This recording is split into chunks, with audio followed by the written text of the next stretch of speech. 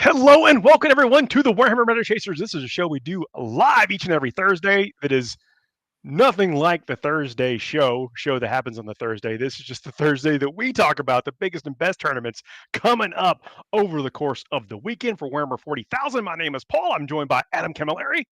G'day. And the Dustin Henshaw is in the background, ever present, making sure this show runs right. He will be back on camera or voice next week. So bear with us as we limp along with just Camilleri and myself. Nurgle's Rot has struck down our mogul.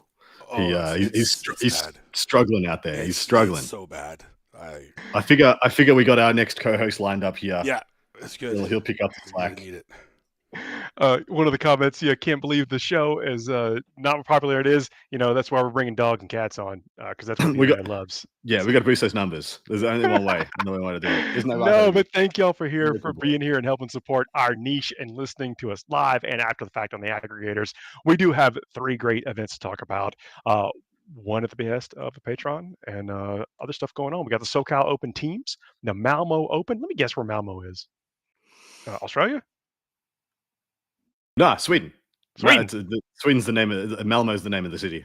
Man, getting worse and worse geography as we go on. Toronto Fall Open is the 3rd event we're going to cover. And I'm looking forward to it. Look, some big old changes and stuff got to come up on the Warhammer community site a couple of days ago. So I'm willing to bet that these events are they using the changes? Probably not. I would especially for the teams. So I had a couple of different events that almost made the cut this week, but Toronto Fall Open is using the new rules as far as I know. 100% I know they're using the new Blood Angels rules and points, possibly. And even better. Yeah, so that's 100% why they got in on the makeup there. So of course, things dropping on Wednesday did make the cutoff for a lot of events very rough. I know a lot of smaller events did seem, it was quite a lot easier to, ask your player base, what do you guys want to do? Do you want the new stuff or not? But for some of the bigger ones, especially like the big team event we're doing in Southern California, yeah, they definitely would not have had time to adopt that. I'm a big rip the Band-Aid off type of person, but at the same time, I fully believe that the tournament organizers own all the risk, control the horizontal and the vertical for their event, and also have to keep all the players in mind. So it is perfectly reasonable not to want to put the changes in that happen 3 days before your event, kind of thing. So correct. Well, I'm always of the opinion TO should just ask their customers, which are the players, and just be like, how many of you are going to be peeved if we try this? And of course, there's people out there who will bring in 3x21 accursed cultists who would be like, please don't. Please. I'm just putting this out there is that some of our comments are still going to be a little bit in the past, and we'll jump in the future for the Toronto Open. So first one we're talking about is the SoCal Open Team Championship from Del Mar, California. 200 players in 25 teams of 8 going to be competing over 5 rounds. Let's run down what we're going to see there. In the Imperial Super Faction, we have 14 Sisters of Battle, 11 Custodes, 3 Cult Mechanicus, 13 Astra Militarum, 5 Grey Knights, and 7 Imperial Knights. That means over half the teams have gone with Adeptus Sororitas, which is what you might want to expect, and Astra Militarum. So, strong iron horse there coming into effect. Space Marines, 4 Adeptus Astartes, 7 Dark Angels, 3 Space Wolves, 5 Blood Angels, 3 Black Templars. That's low for the Black Templars. Maybe they feel like Dark Angels Gladius over there been holding it down all over the world, taking the preference slot for the Space Marines. In Chaos, we've got 12 Chaos Space Marines, 12,000 Suns, 6 Death Guard, obviously because we're on the other side of the world. It's not Europe. It's wrong side of the world. Wrong side of the world, Death Guard. Yeah. 10 World Eaters, 11 Demons. Wow. 4 Chaos Knights, almost a split right down even across all the chaos. Doesn't seem very chaotic to me. In Zenos, we've got 14 Necrons, 5 Orcs, 16 Tau, and 6 Votan. Hive Mind, 16 Tyranids, and 4 G-Stealer cults. What? Eldari, 3 Drukhari, 6 Eldari, bringing our podium to be Tyranids and Tau at the top. If you put the caveat, the asterisk on the Space Marines being broken up into different factions, at 16, Necrons and Adeptus Sororitas, at 14, Astra Militarum at 13, and then I guess we're going deeper into the podium to the Electrum slot, to Chaos Space Marine and Thousand Suns being in that slot. So that's 2, 4, 6, 7, 8, 9 factions in the top Factions. 4 of this Yeah. podium. Yep. Pretty Outstanding. good. Yeah, really, really nice spread there. Really happy to see it. Some outliers. Tau making up huge numbers. Tau and Tyranids in like pole position. Of course, like you said, caveat being that Adeptus Astartes technically have 22 representation. Only 3 teams not taking an Adeptus Astartes variant, but you take them as a whole. There's technically 22. But when you have on our show, when you have 200 or more players, we'll do the top 5 on the faction podium because it's worth going a little deeper, getting a little more stuck in. But those are big numbers, though. Those are all like in the double digits, you know. Exactly right. I mean, only after you get to in the 5th place or fourth place on our podium do you go below half of teams taking them. Over half took Astra Militarum, over half took Necrons and Sisters, over half took Tyranids and Tau, and yeah, almost all took an Adeptus Astartes. Spicy stuff I would have actually expected Chaos Space Marines to be higher. Funnily enough, I would have expected Chaos Space Marines to be one of the, the top 2. Because like the cultists are so strong, the double pack so strong. And I got to wonder if that's just all the cultists that were available in California. Well, I guess, what place are they playing on the team that something else might have bubbled up to take a place of, like, World Leaders or something, super aggressive. Exactly right. What role was did they not have or they already had? I mean, there is a couple of Space Wolves there that do something similar, like just putting you in Wolf Jail. They can do some of the other spicy little mechanics there. Another interesting one, really big representation of Custodes. Technically, I am incorrect, and Custodes made the podium. So it should have been Chaos Space Marines, T-Suns, and Custodes. 11 Custodes. Yeah, because they have 11. What's going on there? Like, is that I do know Custodes have a good representation on the west coast of the United States. They have a very strong representation and player base, but still 11 is a lot, boys. So when I was over there on the West Coast watching some players play, there was I also saw a higher, I guess, quantity of Custodes. I think they like to play that style of play. Like even the the Wolf Jail we're talking about, all the Thunder Wolves, incredibly popular up there, which is that they kind of feel, at least on that side, is like they feel you have to have an answer for it, and maybe that helps influence all these lists that they pick in there, because they also know the trait. They all know the train out there as well. In addition, when you're trying to fill 8 players, you will get to a stage where you just need to make some hard choices. Of course, you're always going to want to have your genius cults. Yeah, you're always going to want to have your top, your big heavy hitters of the meta. You're always going to want to include some savage lists that'll go out and smash and get big differentials. But as you get there, as you filter down, filling up your 7th, 6th, 7th, 8th slots, sometimes you just need something that'll just put up a shield wall. #shield wall.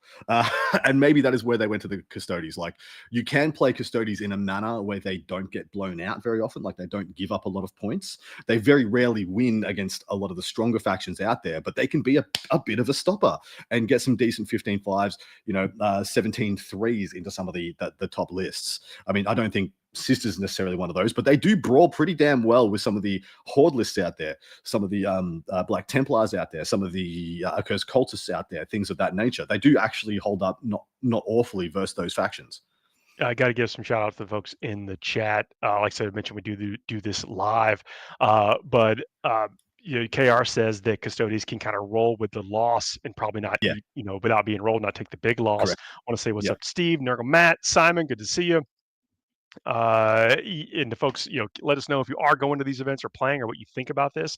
I was going to ask, what curveball are the Custodes throwing, and just that durability of where some list in these events, you're typically playing a differential. It's like you're trying to sometimes just hold on to points, even if someone puts a list up against you, you think that can just stomp you. If you can hold on to 5 points, that may be the difference of your team winning the round, or at least not losing the round. And maybe Custodes can do that, and sounds like that's the case. Exactly right. All right, let's unpack one of the top teams in attendance. Now, it would be no surprise that this is California, so Zenos Petting Zoo has like half the teams or some crap. I don't know. 200 players. So that's 100% of the. No, it's like they're definitely an active group, which is so cool to see. Exactly right. But Kyle Norman was the lovely gentleman who put this event under my nose, and he said, "Yo, it would be so cool if you guys could cover SoCal teams. We were probably going to cover it anyway. 200 players. That's probably good. That's damn good enough to get on our show. But I would not have known which one of the Zenos Petting Zoo varieties to unpack. But this is Kyle Norman's team. This is Zenos Petting Zoo Maleficarum.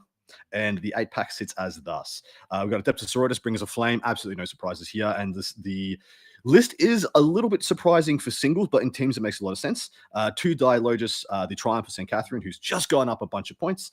2 Immolators, 3 Castigators, 2x10 Dominions, 3 Exorcists. 3? And then that's a lot of tanks. 1 unit of 5, 1 unit of 10 Seraphim. This is a freaking guard army. As far as the treads go, there's so much. Let me go the other way. This is the wave serpents and the fire prisms and the night spinners. Night spinners, exactly. That's a great comparison. Yeah, because the Immolator is very much like the wave serpents, Castigators very much like the fire prisms, Exorcist very much like the night spinner. That's perfect. Tau Empire, Retaliation Cadre, Colstar Commander, Enforcer Commander, Ethereal, 2x2 broadsides. So broadsides going up a little bit in value here. Fire Knife suits, Sunforge suits, and Starsight suits. I can't tell you which gun that is, but they're good apparently. They got all of them, right? Then you just name out 3 different guns. That's all 3 guns. I think they're missing the flamer suits. I think they got the other.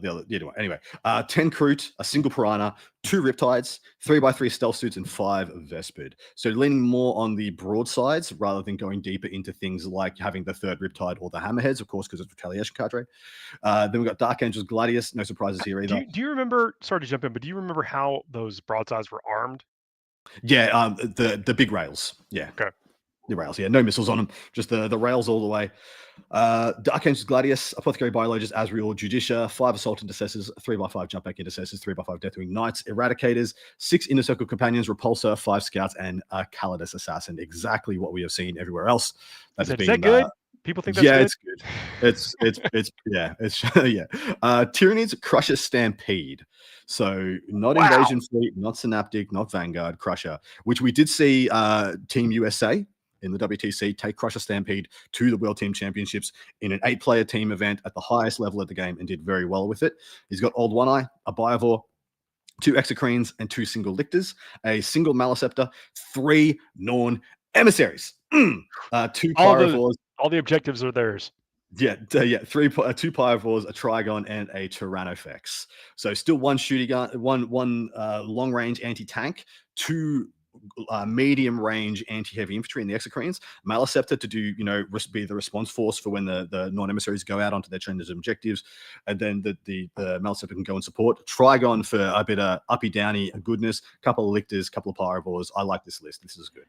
I do like the non-emissaries there because you're forced, they go out there, they camp on objectives and just force your opponent to have to react. They have to do something. You have to come out into the open most likely, or they're never getting those points. Yeah.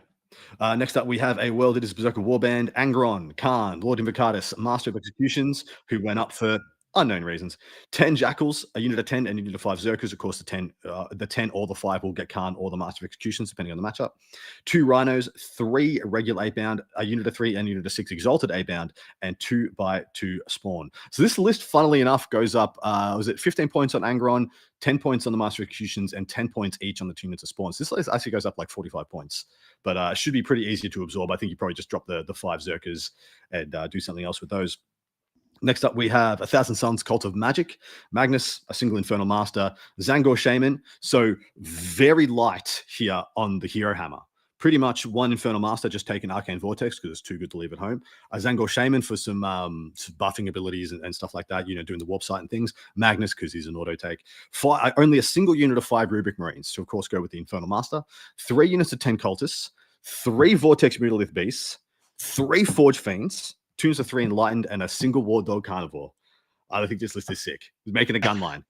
And this list goes in tandem with the Sisters list, which is all tanks. And this is going very heavy into the tank as well. I haven't seen a War Dog make its way into 1,000 Suns list in quite some time. Me either. But then when you've taken your 3 Forge Fiends and your 3 Mutoliths and you have 150 left over, what are you going to take? You can't take any more Cultists. You haven't taken another character to make another unit of 5 Rubrics worthwhile. So you're like, I'll it's put an in. excellent choice. OC8, difficult to deal with. I mean, punches Notable extremely choice. well. Yeah, I Yeah. think it's a great choice. Genestealer Cult is up second last with an Outlander Claw, a Jackal Alphys, 2 Calamorphs, and a Saboteur. So 3 lone up characters here, which are all very good at like their 60-point profile. 2x5 Acolytes with pistols, 5x5 Acolytes with hand flamers, a single Goliath truck. 1/2/2 Ridge Runners, which is becoming the kind of ubiquitous number we're seeing in Genestealer Cults now. 3x5 Jackals, so a bit heavier on the Jackals, but of course your Outlander Claw.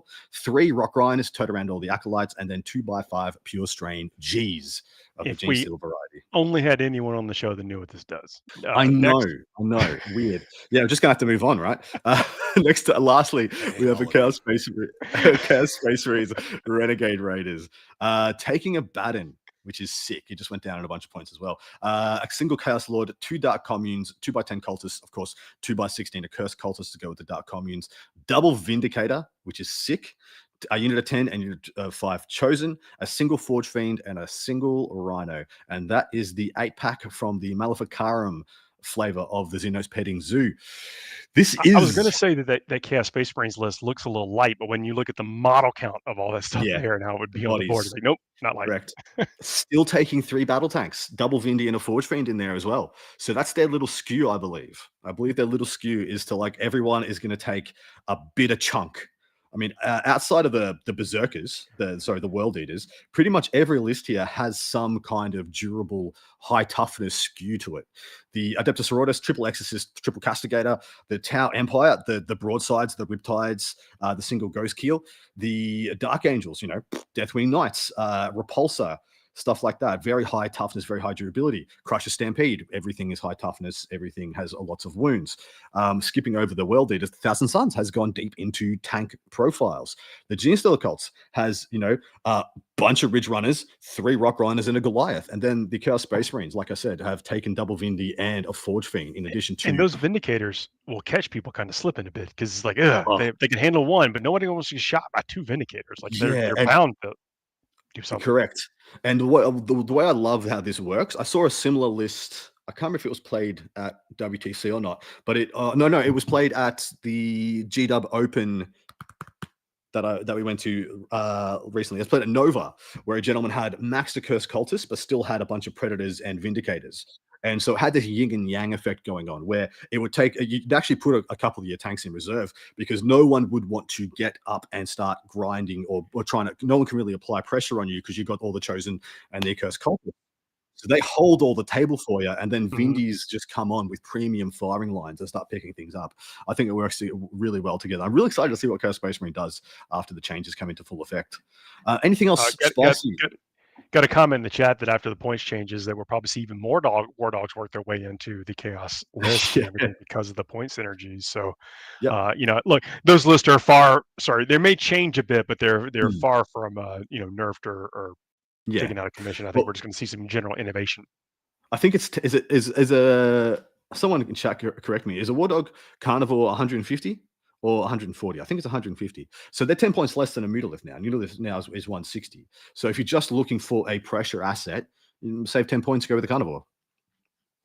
But yeah, this 8-pack looks real good on paper.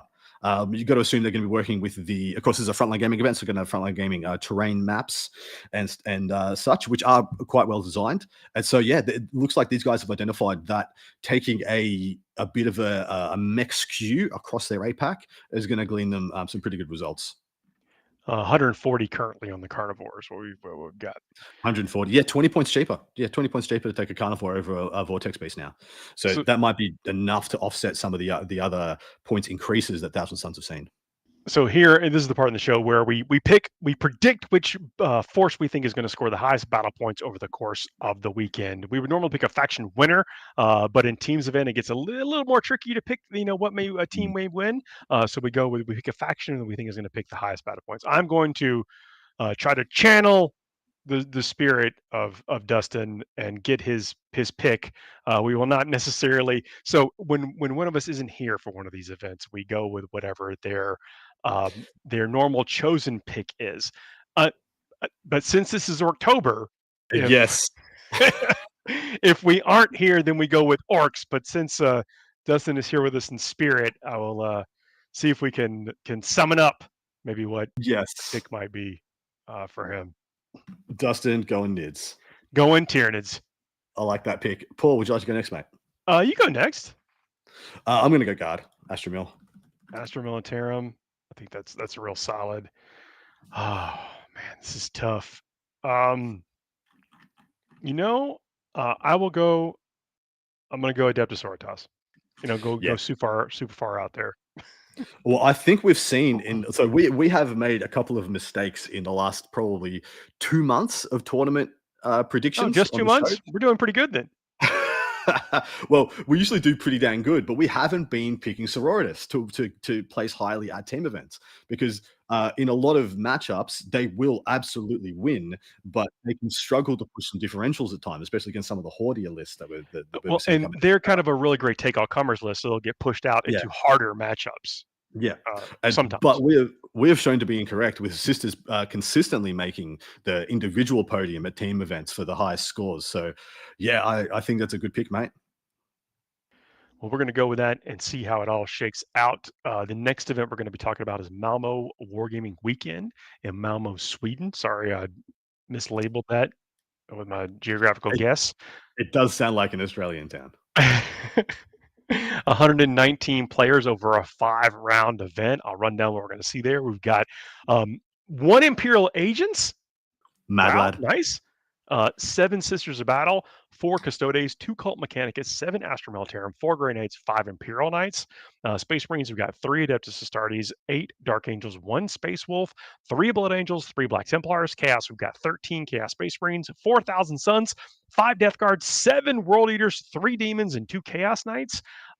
In Zenos, we've got 7 Necrons, 3 Orcs, 5 Tau, 3 Votan, Hive Mind, 7 Tyranids, and 3 Genestealer cults. They're coming out in force. That is a really good ratio from what we've been seeing. Curious as to why that is. Eldari, 2 Drakari, 7 Eldari, giving us our podium with Chaos Space Marines at the very tippy top with 13. Such auspicious number for this time of the season.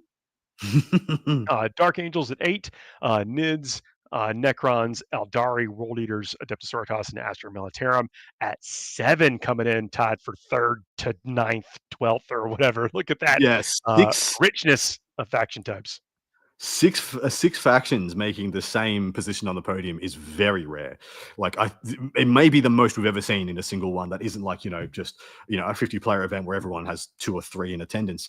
But yeah, look at the cliff between the Chaos Space Marines and the next highest Chaos faction in Dark Angels. There's 5 whole players between them. 5 instances of Chaos Space Marines being taken more than any other faction. So this is wildly chaos heavy, and it just shows that like there's more accursed cultists in Sweden than all of the west coast of the United States, apparently. Look, I do like when there's good, strong bad guy factions in the game. It's kind of the tables seem like sometimes they've made more cinematic. Battles on both sides, even at the top end of tournaments. It's really cool when you see that. So the only real outlier I could find here is actually Eldari. Eldari, in most so the Eldari super faction in most of the rest of the world, we've seen Drakari catching up or getting parity, even coming ahead of Eldari in some faction breakdowns. But here, Eldari is holding absolute supremacy over Drakari, in addition to them making the podium in the current state of their faction is looking pretty good for them. Is there some Ynnari mixed in there, or is that just like some pure Eldari forces? I ain't got that kind of time, but yeah, probably. Okay. I'm assuming there may be like a Scourge unit or 2 in that Eldari 100% you would assume. You would absolutely assume there was.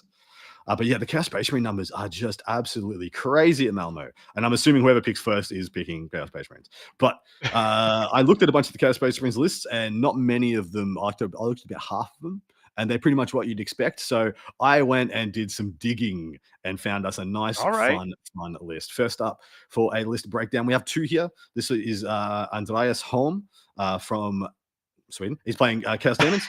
He's got his demonic incursion. I was looking at this guy. Unsure, and we don't know for sure. We don't know for sure. So Malmo is on the border. So it's just over the I guess you call it a river, but it's in the ocean. But there's a short gap between Denmark and Sweden, and Malmo is the southernmost Swedish city. So it's very close to Denmark. So it could be Danish. Demonic incursion, just the big boys. Nothing but greater demons. 2,000 points of them.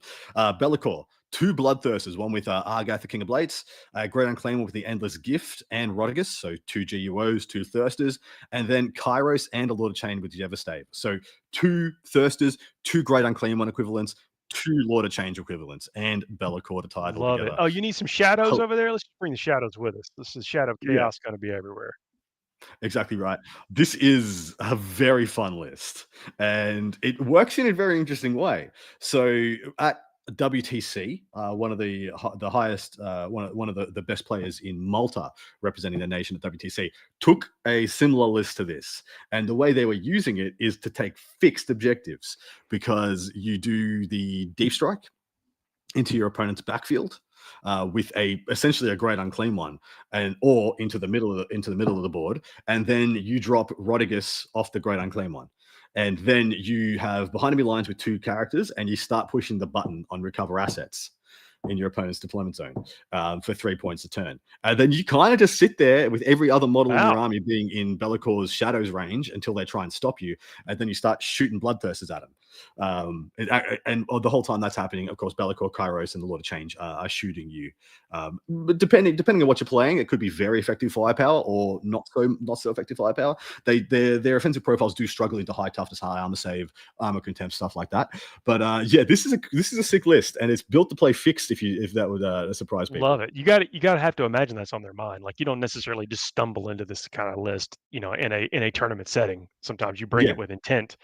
And this looks cool. I love a big model, bash list. Mm. It seems Yeah, great. me too.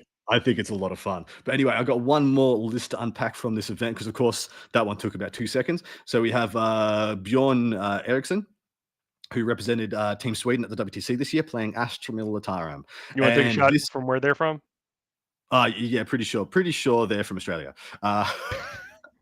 He's got Lord Solar, 2 Tempestus command squads, a platoon command squad, and 2x10 Catachans, 10 infantry. They have a mortar there, so of course they're going to attach to Solar and the command squad. 2 Chimeras, maximum Bullgren, which I'm highlighting now because one of the reasons I unpacked this list is that right now this list looks perfect, and it cannot look like this, come Monday, pretty much. Then he's got a Hellhound, 2 Leman Russ battle tanks, a Leman Russ exterminator, and 2x10 Scions. So 2 Scion drop packages with the 2 command squads, and then essentially 3 premium battle tanks in the Leman Russes, holding all the chunk in the middle with the Bullgrid, a Hellhound for some ignores cover goodness, and then Lord Solar and the buff contingent to keep it all operating at top level. This is a very good Astra Militarum list for the current singles meta at the moment. And I'm highlighting this because I want us to picture this in our minds, because I believe Astra Militarum is going to be one of the strongest factions moving into the next phase of 40k for the next couple of months. And this is where we were. This is where we left off. This is almost as good as it gets. Because the only real different archetypes is pretty much this same thing with 2 Dawns instead of the Leman Russ. Little different tanks. Yeah. Yeah, little different tank in which profiles you want, and especially which terrain you end up playing on. If you're playing on more dense WTC type terrain, the battle tanks get a little better because they can move through more regions and more angles, and they can arrive from reserve more effectively. If you're playing on more open boards, sometimes the Dawns are just straight up better firepower. Any comments on this one, Paul? No, I agree with everything you said. I think it is a very stout list. I think they kind of cracked the code on what today's Astra Militarum looks like, and this is good. It's pretty dang good, mate. All right, time to pick us some winners now. Dustin picked first. You picked last, Paul, so you get to pick first now. I'm already writing Chaos Space Marines in for you. Unless you'd like to be a spicy boy. Chaos Space Marine sounds good. It does, doesn't it? I will go next. I'll pick the Dark Angels because they're second there. Would our erstwhile Rodigus of the stream like to chime in with a pick? See if we can mystically summon in. Ooh, what is the ether telling us? Let's just go Tyranids again. Make it easy. They got good numbers. You just like here to make sure you don't default orcs. That's it. He got out of bed this morning. He's like, I can't default orcs. That's the drive that gets us here. See, we get folks for on tier 2 or higher on the Patreon, we do an after show to where we go and review our predictions as well as tell you what the top 10 list for the events that we covered were. We actually cover some of the star performing lists from the weekends as well, and we give ourselves some good natured ribbings. And so I think it is very appropriate to try to prevent that by hauling yourself into work this evening. In addition, the part 2 of this show is a great place to come when the meta starts getting mixed up. We're going to be unpacking a lot of the changes from the results of people taking brand new style 40k after the MFM, the rules changes, and all the other bits and pieces come into effect. So come over and join us on that part 2. It's fan freaking tastic. Are we abbreviating the field manual now? The MFM? Yeah. Minotaurum field manual. Or MFM. I don't know. we talk about it on the FTN this week. Tune in. We did. What was that? Was that FTN or was that Forge Narrative? Are we abbreviating? We're dropping acronyms. That's what we're doing. So the next event we're going to be talking about is a local event, not local to us, but local to folks near and dear to our heart. Toronto Falls Open in Toronto, Ontario, Canada. 64-player event, 6 rounds. I like that. I think that we're going to see, some rivalries being created and squashed over the course of this weekend. Now, shout out to Denver Flight Club this weekend, which is also a very large 100-player or more event, of course, happening over in Denver, Colorado. They were going to be on the show. They were going to be in Toronto's place, but Toronto's using the new stuff, and Toronto did the stats for me. So I'm like, I'm sorry, Denver. I love you. Good luck. Enjoy your event this weekend. But Toronto's using the new good stuff, so they're going to get in. We do cover 2 or 3 events each and every week, but there are a lot of 40K events happening out there. But we'd love to hear about it.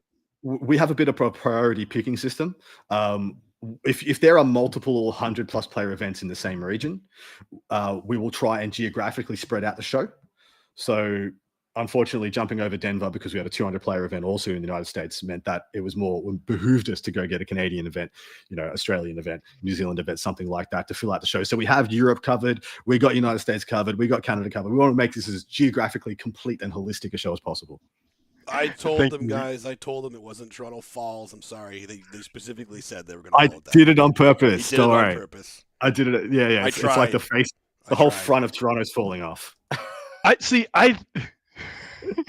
got mixed up. Like, wait a second. What am I supposed to say right now? No, I know it's Toronto Fall Open, but Toronto Falls Open is just hilarious a name. Well, anyway, we're going to be covering it, and I hope y'all kill it this weekend. It's going to be awesome. Let's talk about it right now. 64 players, 6 rounds event. Going to be in the Imperial faction, 2 Adeptus Sororitas, 2 Custodes, 1 Cult Mechanicus, 3 Astra Militarum, 2 Grey Knights, 0 Imperial Knights, Space Marines, 3 Adeptus Astartes, 5 Dark Angels, 3 Space Wolves, 5 Blood Angels. Love to see that. 1 Black Templar.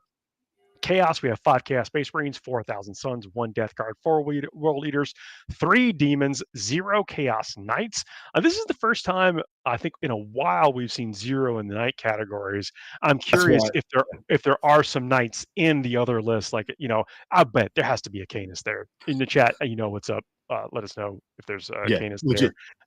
And I left those donuts there, so we knew to talk about the fact that this is a Knightless event. Like, there are not people taking Knights as their faction. It's kind of funny because I'm willing to bet the sun sets early up there right now.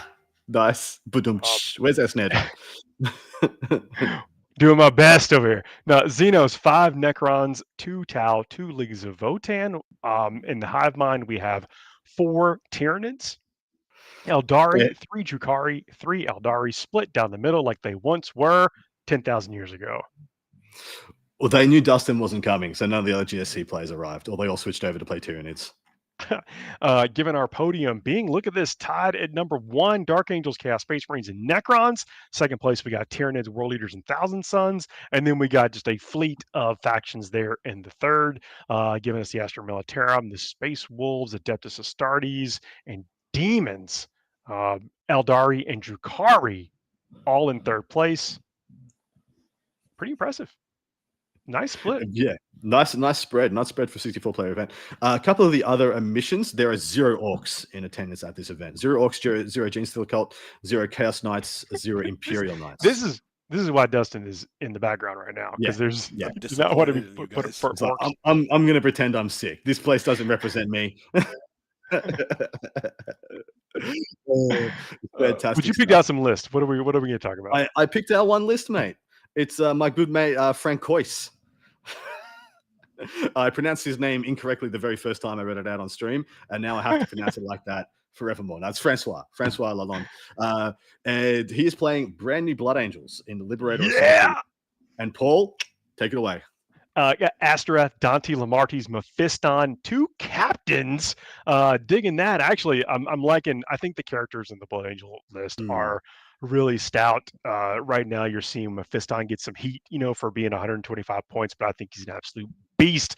Someone you can just kind of set on, not on autopilot, but you can control quarters of the board. Astorath, interesting choice there, but loving all this. And then the 2 captains, what are they going to put the captains with? The Assault Intercessors, most likely. We've got 2 Impulsors, 2 Jump Pack Intercessors. I have to imagine that's probably where the captain's going. 2x10 Jump Pack Death Company, 5 Infiltrators, and 6 Sanguinary Guard. Curious what the loadout on the Sanguinary Guard are. I can see if I can pull that up for you quickly, mate. I'm a big fan of the spears, but curious as to where this champion went, and probably going to have Dante going in there with him, because that just, it's basically magic sauce. So with Lamartie's and Dante coming down out of reserve, you get very, very reliable charges. You put your opponents in basically a real puzzle about what to do, what to screen, and what they have to commit to doing that, unless they have something that you can block out 12 inches or whatever. But you really kind of keep them boxed up as long as you've got those 2 powerhouse units off the table ready to come in. They have blades, my dude. Blades? That could denote he's playing with the older models on the right size bases. Sure, because those Sanguinary Guards sold pretty quick the worldwide. Well, they're not even in people's hands right now, so that actually it has to. You're probably right. Swords. I don't think because they went up for pre-order. It was a 2-week pre-order. Look, swords are not bad. I'm just just saying that sometimes, and you can replace what the spears give you with stratagems. So, there we go. The Death Company have 2 Eviscerators, 2 Inferno Pistols, and 3 Power Fists. What do people complain about? I still like 5 great weapons. Oh no, they can't all have a power fist. Get over yourselves. Well, the way you build them now, you can get several power fists still in the unit, just like you're seeing here, and then an Eviscerator, and that you just have fewer Inferno pistols. Yep. How do you feel about? So the first thing I looked at when I saw this, I was like, wow, you're telling me that at least 4 of the unique special characters in Blood Angels are good enough to be taken by a WTC level player. That bodes great for the depth of the codex. I love it. I mean, Astorath is super strong. Lamartie's incredibly strong. Dante, great. Dante's what I do think is an omission from this, but obviously you can't call it an omission, right?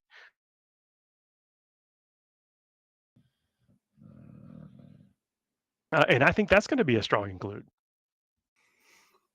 Yeah, you broke up a little bit for me there. Oh, what Sanguiner. Where's the Sanguiner? Yeah, Sanguiner. Yeah, pretty much. That was the only special character I could think of. Well, is that the only other special character? Is that the only special character we didn't take? It is.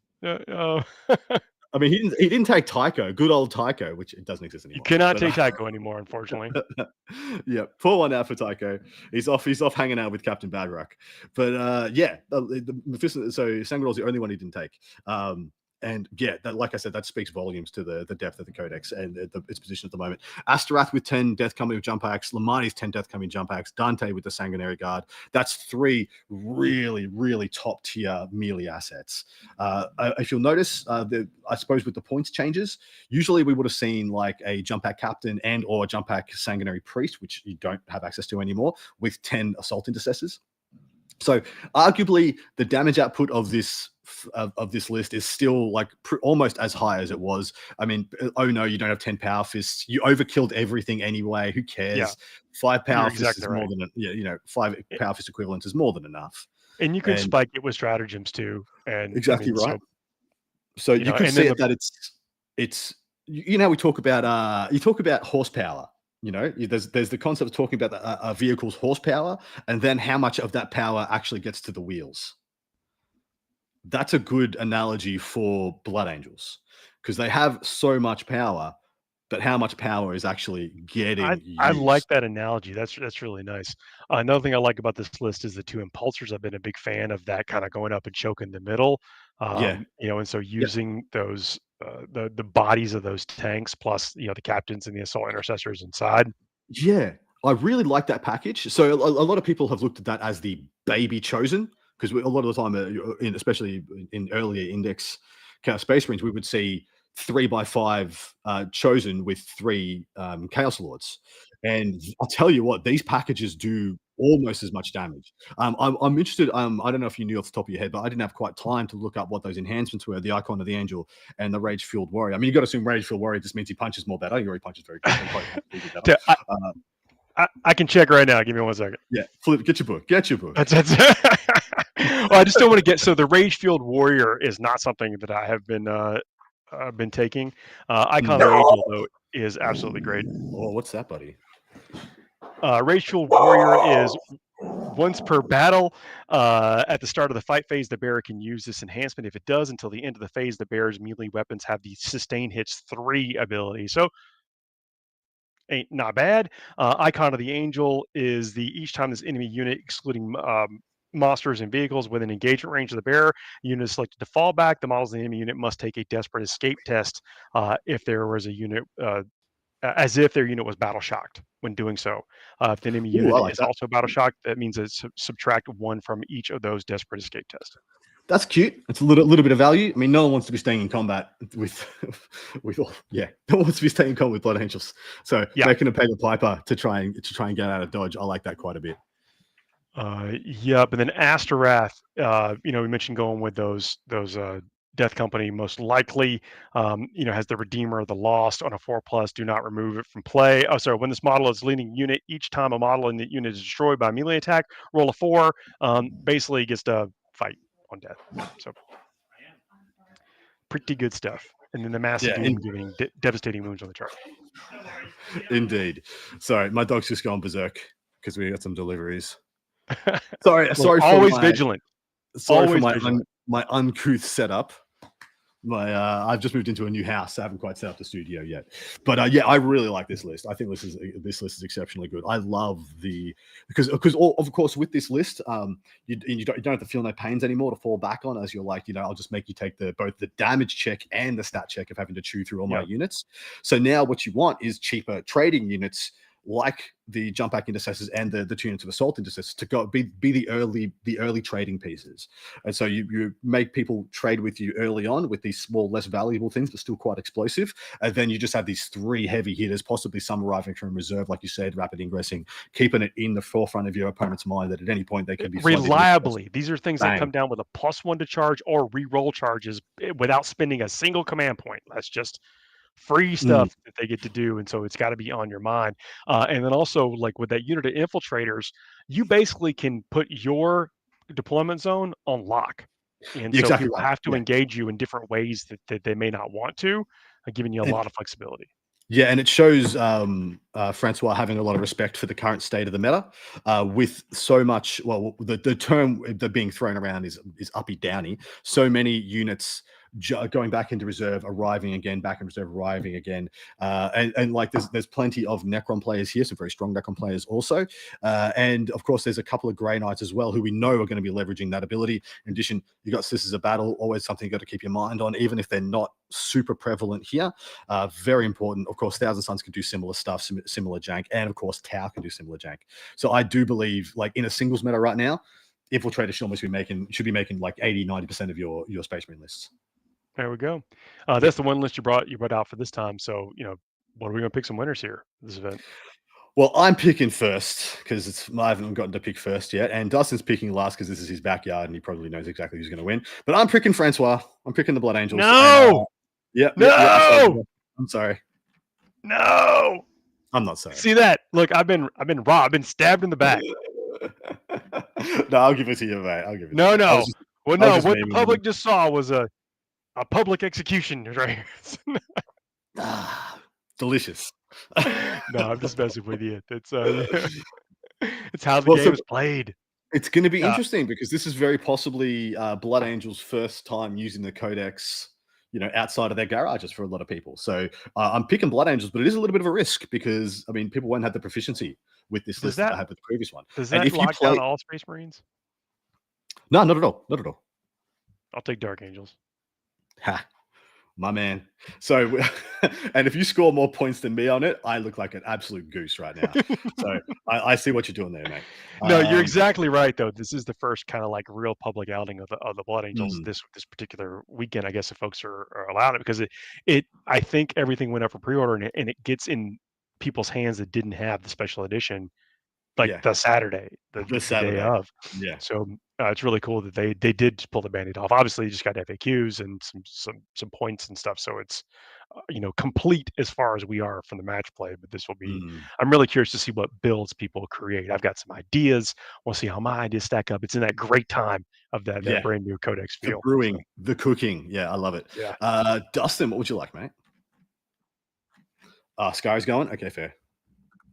Dustin going with Yukari. Only 3 in attendance. That's why if you are local to the event, we make you pick last because stuff like that. Oh, normally this part of the show, we would have a silly segment. We don't have that this week, but we'll be back next week with maybe 2 silly segments. 2. Double the silly. Double the segment. Silly segments next week. Yeah. We'll have a double palate cleanser at the end of it. That means we have to make the first part of the show even more stat heavy and crunchy. Yes. Yes. Oh, I can do it. I have the technology. Oh, this is not a challenge. I know you can do it. It's too late for that, Bob. It's too late. But this part of the palate cleanser, we definitely have enjoyed hanging out. And Dustin, thank you so much I know y'all can't hear him, but he's back there making sure we have not hit any buttons this entire time. This we is all haven't been touched anything. Dustin doing it. Dustin just I flowing appreciate it. through.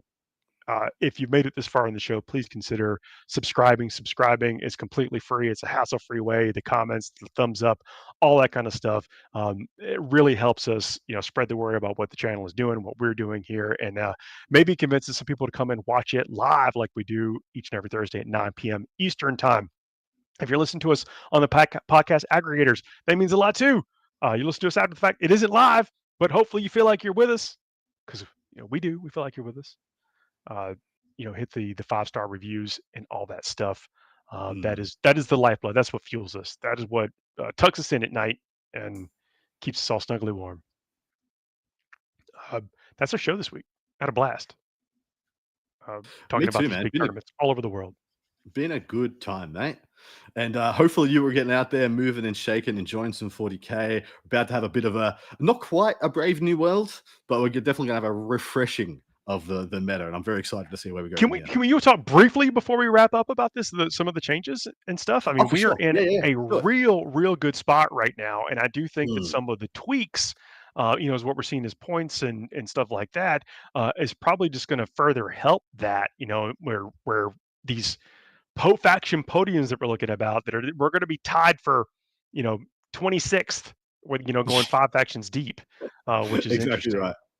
So there are some factions that I predict to do very well coming out of these changes. The biggest 2 changes is that we've had significant hits to Sisters, but I don't think Sisters are going to completely fall off the meta. I believe they're going to still retain quite a strong position. But Thousand Suns has taken significant changes and will need somewhat of a reinvention because there's a lot that they need to try and manage now and juggle. So very keen to see what Thousand Suns players brew from here. Tau, I think, came out of this balance slate, this MFM looking extremely potent. A lot of their major predators in the meta got significant hits. So I expect Tau to do quite well, even though they had very minimal changes.